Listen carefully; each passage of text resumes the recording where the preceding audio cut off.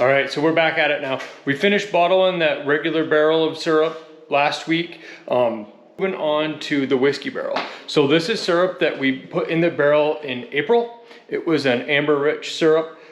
This one's a 53 gallon. We ran out of barrel aged syrup right after COVID. We held back on how much we put in there, just not kind of knowing what the economy was gonna do and all that.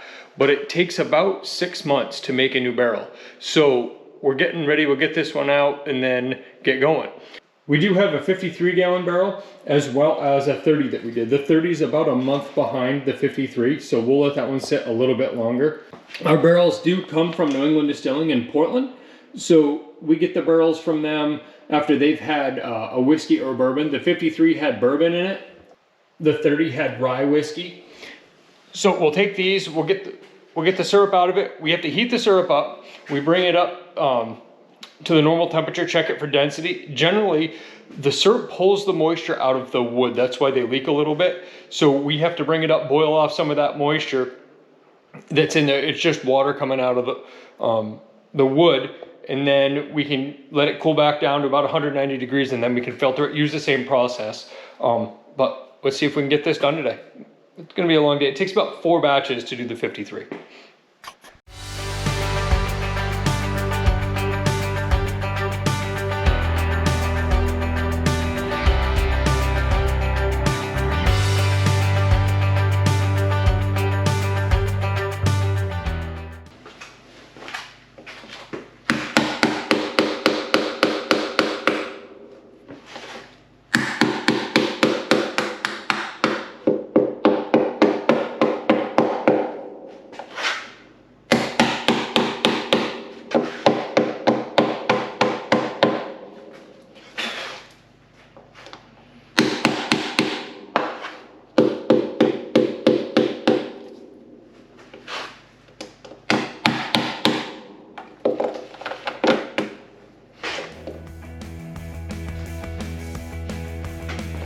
The smell in there is amazing.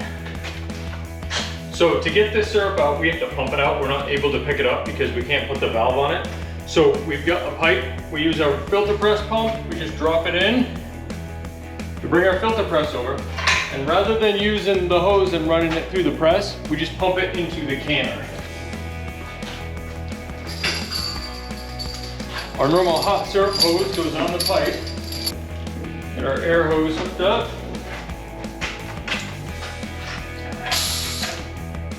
So now we take, and to pump it, we just open up the valve. And then the syrup starts pumping out.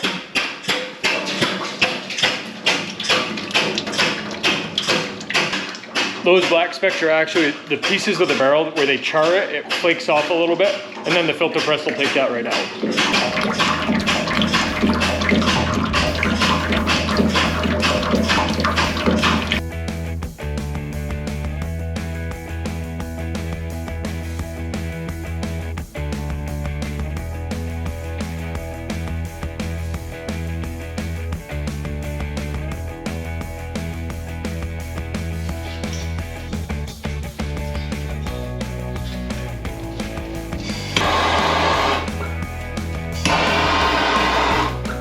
So now we wait.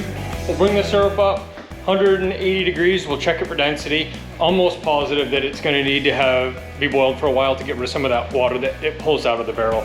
We'll get rid of that, cool it back down, filter it, and then we'll start bottling the syrup. So now we're checking density.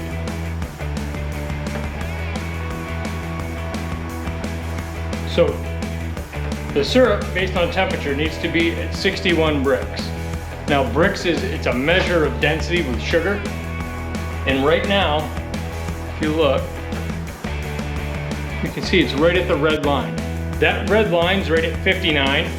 So we've got to bring up the density. So we've got to get rid of 2 brix worth of water to get this syrup where we need to be. So that means we have to boil it for a little while. All right, so while that syrup's boiling, we'll get the filter press ready. It's a filtered syrup hose that goes on.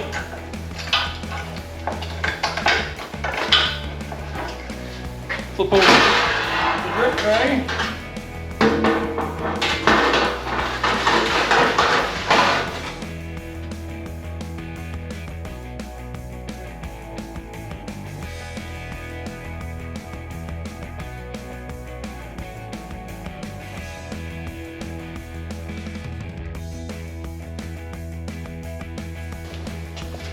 So we take and we put a paper in between each layer of the filter press.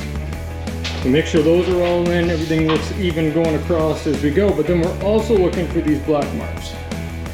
Now that's just that Sharpie mark to make sure everything's on the right side, because if you put them backwards, it don't work right. It won't filter that section, and then you lose time. I'm not sure what's more daunting. The amount of glass we have to fill today, or the number of caps that we have to put on. So we've got our filter aid already in here. We'll get that mixed up. Now that filter aid is what actually does the filtering. So we get that mixed into the syrup, and then it acts basically like a media filter, and the plates catch it, and that does it, and that's what gives us that polished look. So get it mixed in good. So we take, and the first bit that we run through the filter press, we run it back into the finisher. What that does is it makes sure the plates all fill up properly, gets the filtering started. Then we make sure everything's ready to go before we start putting it in the bottle behind us. So we open the valve coming out of scanner, and turn on our pump.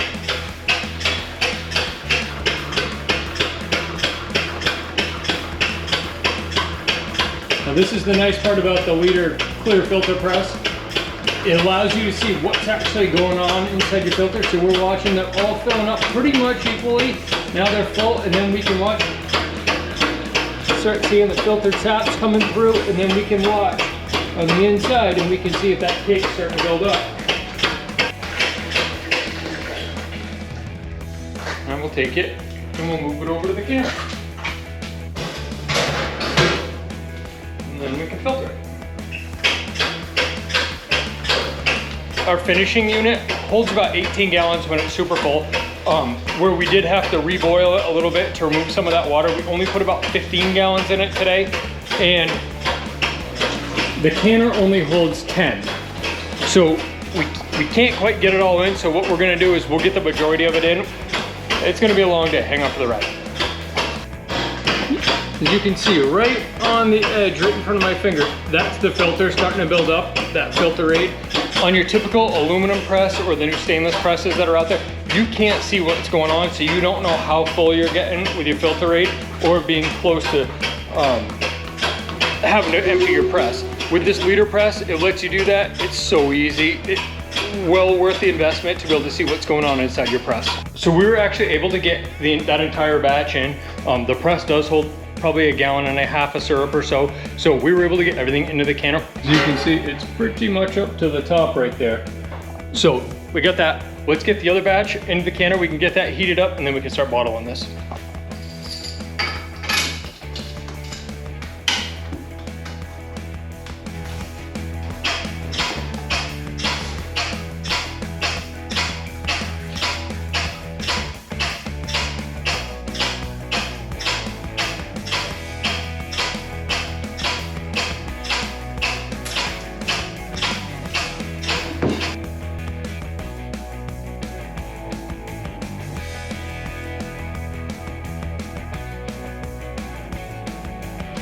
So we're on to the second batch now.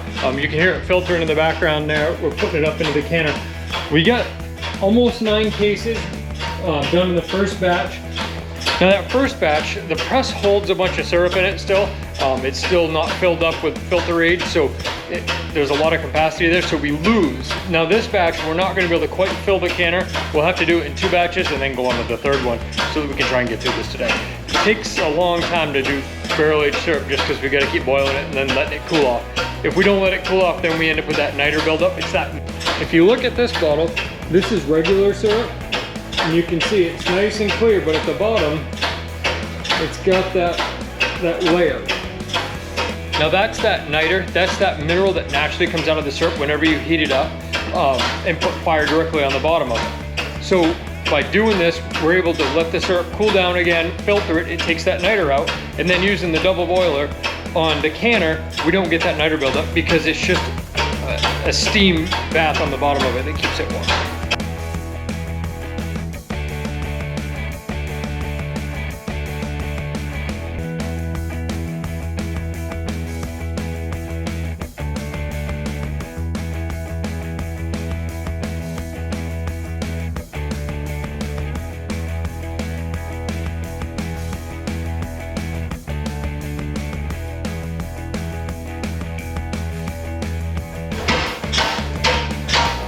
So we're getting finished up now. We've got the last batch going through the filter press. You can still hear it clunking away.